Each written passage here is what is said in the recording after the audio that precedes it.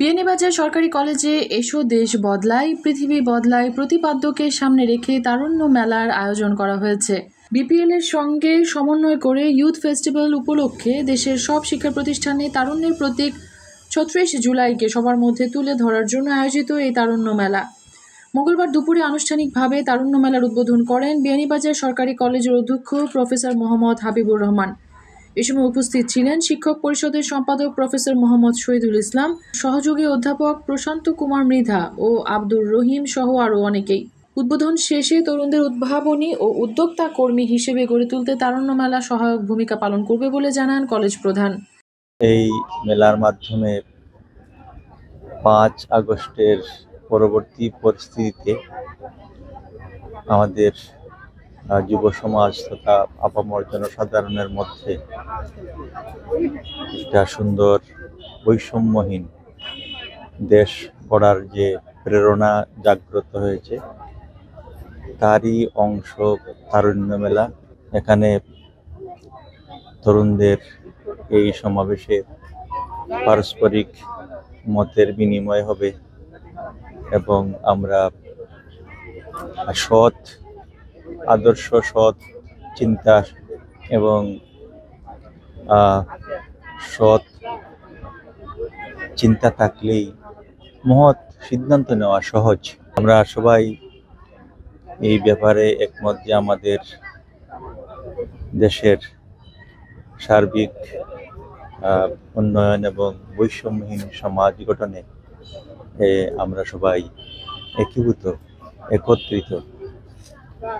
আমি এই মেলার মাধ্যমে আমার দেশ, আমার জাতি, আমার সমাজের উত্তরোত্তর উন্নয়ন কামনা করছি। আর এখানে যারা অংশগ্রহণ করেছেন সবাইকে আমি কৃতজ্ঞতা জানাচ্ছি, ধন্যবাদ জানাচ্ছি। তারুণ্য মেলা থেকে এখানে উদ্যোক্তা হওয়ার সম্ভাবনা এই অর্থে আছে যে ছোট ছোট উদ্ভাবনী শক্তি তারা এখানে প্রদর্শন করবে এবং আমরা আশা করি এই ক্ষুদে প্রচেষ্টা থেকে বড় প্রচেষ্টা, বড় ধরনের সফলতা আসবে। মেলা কলেজ প্রাঙ্গণের টানা 3 দিন জমজমাট আয়োজনে 7 জানুয়ারি মঙ্গলবার থেকে 9 জানুয়ারি বৃহস্পতিবার পর্যন্ত চলবে। নির্ঝঞ্ঝাটভাবে বিয়ে, ওয়ালিমা সহ যে কোনো সামাজিক অনুষ্ঠান আয়োজনের কথা ভাবছেন? বিয়ানীবাজারে দেশ ও প্রবাসীদের সে নিশ্চয়তা দিচ্ছেন বাবুর্চি আনোয়ার হোসেন। কমিউনিটি সেন্টার ভাড়াসহ উন্নত মানের প্রতি প্লেট খাবার সরবরাহ, বাবুর্চি, সার্ভিসম্যান সবই করা হবে গ্রাহকের চাহিদা অনুসারে। প্রাণবন্ত আয়োজন ও সৃজনশীল কার্যক্রমে মুখরিত এই উৎসবে কলেজের প্রতিটি বিভাগ তাদের স্ব 6টি নিজস্ব স্টলের মাধ্যমে প্রদর্শন করেছে সৃজনশীল কার্যক্রম ও কাজের ধরন। মেলার স্টল সমূহ পরিদর্শন করেন কলেজের শিক্ষকরা। তারুণ্য মেলার আয়োজন করার জন্য শিক্ষার্থীরা নিজেদের সৃষ্টিকর্ম প্রদর্শনের সুযোগ পেয়েছে। আগামীতে এরকম মেলা আয়োজন করার কথা জানান শিক্ষার্থীরা।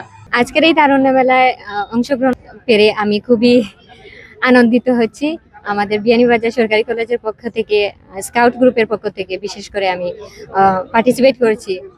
আর আমার যে প্রোডাক্টগুলো এগুলো সম্পূর্ণ হচ্ছে আমার হাতের তৈরি, আর এগুলার কাজ কিন্তু অনেক প্রাচীন।